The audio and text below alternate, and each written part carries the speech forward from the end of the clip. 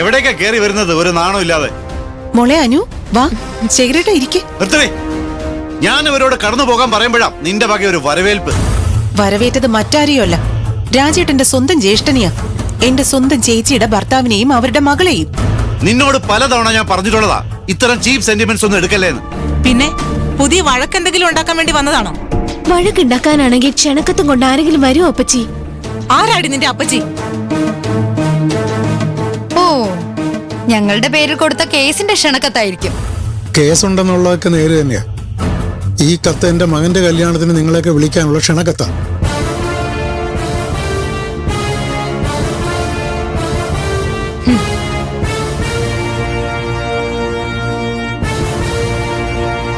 അത് മനസ്സിലാക്കാനുള്ള ബുദ്ധിയൊക്കെ നിനക്കുണ്ടെന്ന് എനിക്കറിയാം. പക്ഷേ ഇങ്ങനെയൊക്കെ പറഞ്ഞേ തീരുമെന്ന് നീ അങ്ങ് തീരുമാനിച്ചു.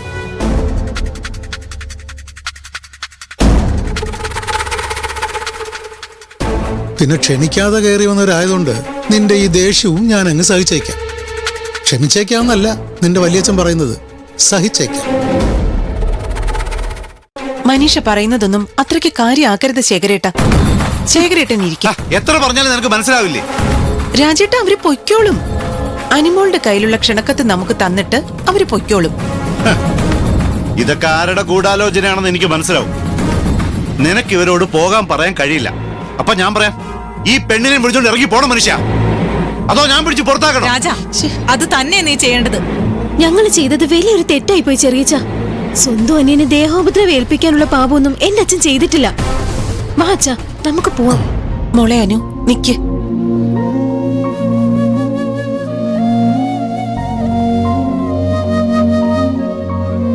നീ ഇങ്ങനെ ദേഷ്യപ്പെടില്ലേ അനു? ഇതൊക്കെ പ്രതീക്ഷിച്ചല്ലേ നമ്മളിങ്ങോട്ട് വന്നത്? ഇവരെ പോലെ നമ്മളും അങ്ങോട്ട് ദേഷ്യപ്പെട്ട് ഇറങ്ങിപ്പോയാല് ഇവരും നമ്മളും ഒരുപോലെ ആയി പോയില്ലേ? അതുകൊണ്ട് എന്റെ അനിയനോടൊരു കാര്യം പറഞ്ഞിട്ട് നമുക്ക് പോവാം. രാജാ, ഈശ്വരൻ ഈ ഭൂമിയിൽ മനുഷ്യരെ സൃഷ്ടിച്ചു. അക്കൂട്ടത്തിൽ നമ്മൾ മൂന്നുപേരും ഒരു അമ്മയുടെ വയറ്റിൽ വന്ന് പറന്നു. വളരെ ചെറിയൊരു ജീവിതമല്ലേ നമ്മുടേത്. അതിനിടയ്ക്ക് ഇങ്ങനെ വഴക്കൂടിയിട്ട് ആർക്കാ പ്രയോജനം? ജീവിച്ചിരിക്കുന്ന കാലത്ത് നന്മ ചെയ്യാനും ചിന്തിക്കാനും ശ്രമിച്ചാൽ എത്രയോ നല്ലതാ. നീ ഇപ്പൊ ഏതോ ചെറിയ കാര്യത്തിന്റെ പേരിൽ ഞങ്ങളോടൊക്കെ ദേഷ്യപ്പെട്ട് അലറി. രാജാ, ഈ ദേഷ്യം മനുഷ്യനെ ഭ്രാന്ത് പിടിപ്പിക്കും. അത് പിന്നെ ബുദ്ധിയെ നശിപ്പിക്കും. അതോടെ സർവവും തീർന്നു. ജീവച്ഛവങ്ങളായി നമ്മൾ മാറും. ഇതൊക്കെ പണ്ടേ നമ്മുടെ പൂർവികർ ഉപദേശിച്ചു തന്നതാ. അതുകൊണ്ട് രാജാ, ദേഷ്യവും വെറുപ്പും ഒക്കെ ഉപേക്ഷിച്ച് ഈ ക്ഷണക്കത്ത് വാങ്ങ. ഇതെന്റെ ഒരു അപേക്ഷയാ. കല്യാണത്തിന് വരണോ വേണ്ടേ എന്നുള്ളത് നിന്റെ ഇഷ്ടം. ഇതങ്ങ് വാങ്ങ് രാജാ, വാങ്ങ്. കഴിഞ്ഞോ ഉപദേശ പ്രസംഗം? കഴിഞ്ഞെങ്കിൽ നീട്ടിപ്പിടിച്ച് നിൽക്കുന്ന കത്തുകൊണ്ട് ഇറങ്ങി പോന്നോ? അതോ? രാജേട്ട വേണ്ട ഡാഡി, ഇത് വാങ്ങിക്ക. വലിയച്ഛൻ ഇത്രയൊക്കെ പറഞ്ഞ സ്ഥിതിക്ക് അത് വാങ്ങാതിരിക്കുന്നത് ശരിയല്ല.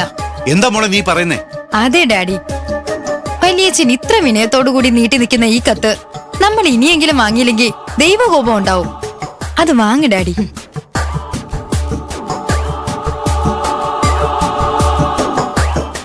എന്റെ മകള് പറയുന്നോണ്ട് മാത്രം ഞാനിത് വാങ്ങാം.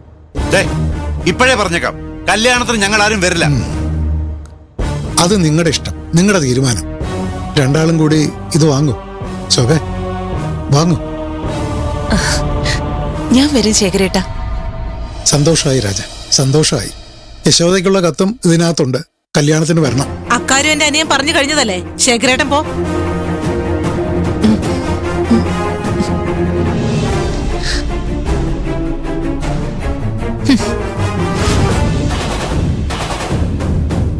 ഇതെന്താ മോളെ നിന്റെ വല്ലാത്തൊരു തീരുമാനം? അതിന്റെ മുഴുവൻ അർത്ഥവും എന്റെ ഡാഡിക്ക് മനസ്സിലായിട്ടുണ്ട്, അല്ലേ ഡാഡി? അതെ, അതുകൊണ്ടാ നമ്മളാരും കല്യാണത്തിനും വരത്തില്ലെന്ന് നേരത്തെ അങ്ങ് പറഞ്ഞത്.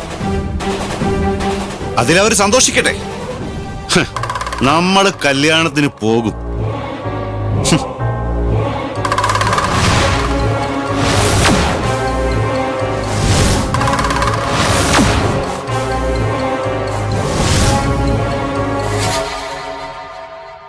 അടുത്തത് മാധവ മേനോൻ എഴുതിക്കോ.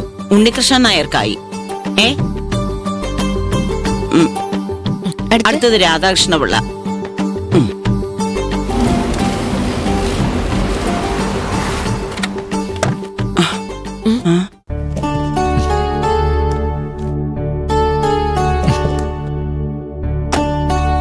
ശരി.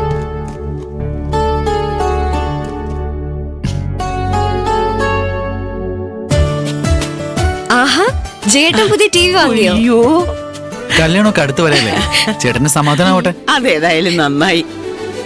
റൂം ലോക്ക് ചെയ്ത് പോയതാവോ അല്ലേ? ഇല്ല ചേട്ടാ, ഇന്ന് ലോക്ക് ചെയ്തിട്ടില്ല. അതെന്താണാവോ? ഓഫീസിലേക്ക് പോകുമ്പോ ലോക്ക് ചെയ്തില്ലേ പോവാറ്?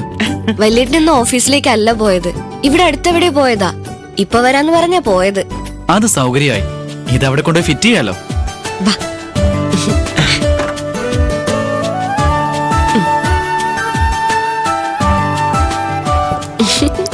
അവന് കിട്ടുന്ന ശമ്പളം കൊണ്ട് ഇതൊന്നും വാങ്ങാൻ പറ്റില്ലല്ലോ. പാവം, എവിടുന്നേലും കടം വാങ്ങിച്ചു കാണും. ടി വി വാങ്ങിന്ന് പറയുമ്പോ അനുചേച്ചിക്കാവും ഏറ്റവും കൂടുതൽ സന്തോഷാവുന്നത്. ചേച്ചി എന്നും എന്നോട് ചോദിക്കും, ജേട്ടൻ എപ്പോഴാ ടി വി വാങ്ങുന്നേന്ന്. ഞാൻ നോക്കട്ടെ. ഉം.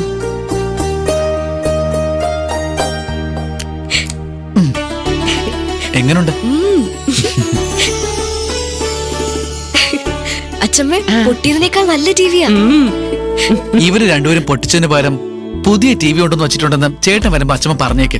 ഞാനല്ല, അനുചേച്ചിയാ. അത് ശരിയാ. നീ താഴ്ത്തിട്ട് പൊട്ടിക്കാൻ നോക്കിയത് മുത്തച്ഛന്റെ ഫോട്ടോ ആയിരുന്നല്ലോ. അദ്ദേഹത്തിന്റെ മനോബലം കൊണ്ട് അത് പൊട്ടിയില്ല. അതവിടെ നിൽക്കട്ടെ, എവിടെ പോയി അനു അച്ഛനും കാണാനില്ലല്ലോ. അവര് കല്യാണ ലെറ്റർ കൊടുക്കാൻ പോയത് ചേട്ടാ. അങ്ങനെയാണെങ്കിൽ ഒരു 5 ലിറ്റർ എനിക്കെന്താ? ഒരു കത്തിന് 500 രൂപ വെച്ച് സമ്മാനം കിട്ടണം, അല്ലെങ്കിൽ ഭൂമി രണ്ടായിട്ട് പിളരും. ഓർമ്മയുണ്ട്, അത് ചെറിയമ്മ തരാന്ന് പറഞ്ഞല്ലോ.